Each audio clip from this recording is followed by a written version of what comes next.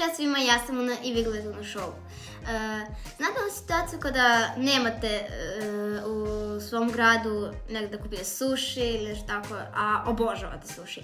Imam za vas rješenje, možete ih napraviti u kućnim uslovima, kao što ću i ja danas da uradim. Danas smo bili u Lidlu i kupili sve što nam treba, samo nije bilo nori i zato ćemo praviti sushi bez nori. Sad ću da pokažem šta smo kupili u Lidlu. To je pirinač, losos,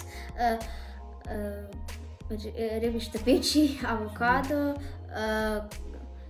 krem sir, dalje imamo sojevi sos i pirinčevo sirće. Prvo trebam da skuvamo pirinač. Pravimo sos od pirinčevog sirća.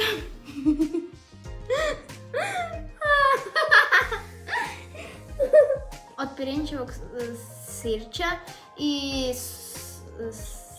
šećera i onda to pomiješamo i stavimo ga u pirinač. Sad ćemo mi to da sprema, ali to treba da se sprema ranije nakon što pravite sushi. Prvo treba da se spremi možda sat, dva pre toga i sad ćemo da napravimo.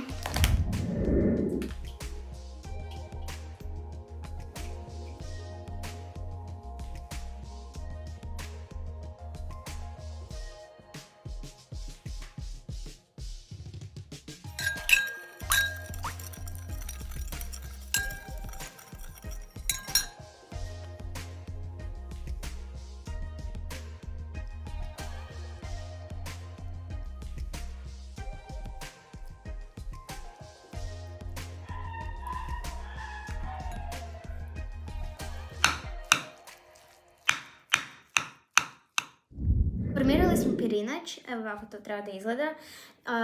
Malo teže jer nemamo nori, ali moći ćemo i tako. Vi možete raditi sa norijem samo kad nekad kupimo nori i budemo opet praviti sushi, obavezno ćemo snimiti i kako se pravi sa nori. Prvo ćemo da uzmemo sir, nije obavezno sir. Sad stavimo surimi štapiće, na sad vidite ovako treba da budu nasečeni, ovako avokado. Sada uzimamo. Mnogo uzimamo. I sada stavljamo ovdje.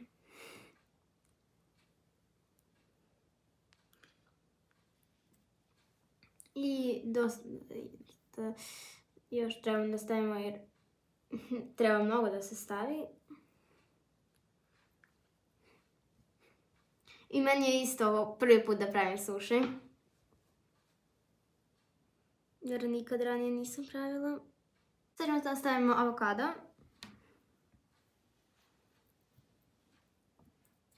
Inače ja obožavam avokado.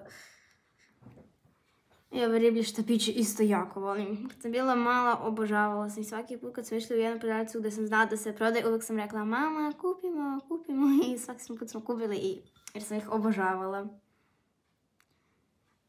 Mislim da je dosta, čekajte samo, trebamo da stavimo, najvažnije je da ne bude samo u sredini, nego i po krajevima, zato što će da, sad postane delići, onda će da neki krajevi koji su bili ovdje bit će prazno, a samo u sredini će da bude nečeg osim risa. Evo mi. Sad stavljamo sir. Evo sad ćemo da ga zavrtimo i jako se brinem da mi sve uspe i da nešto ne pogrešim. Sad uzmemo ovako. Čekajte, ja moram da ustanem.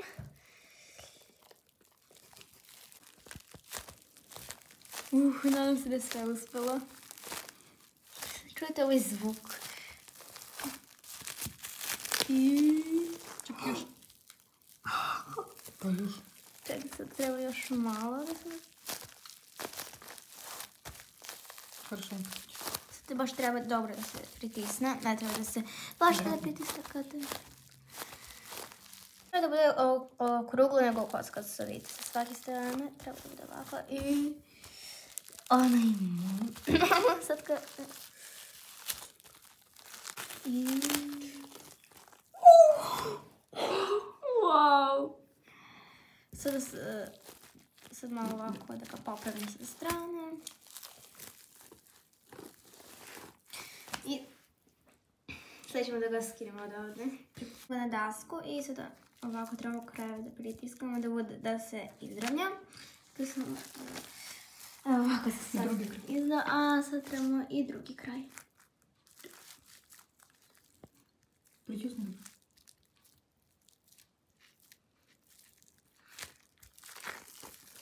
I ovako je dosta je lako, ali sam se prvo bila zbunila. Ali lako, sada trebamo da isečemo. Ne, treba stavljamo ribu. Naravno, treba da se iseče dugačko jedno parče ribe, ali mi smo uzeli mali deo ribe, pa zato moramo sad ovako.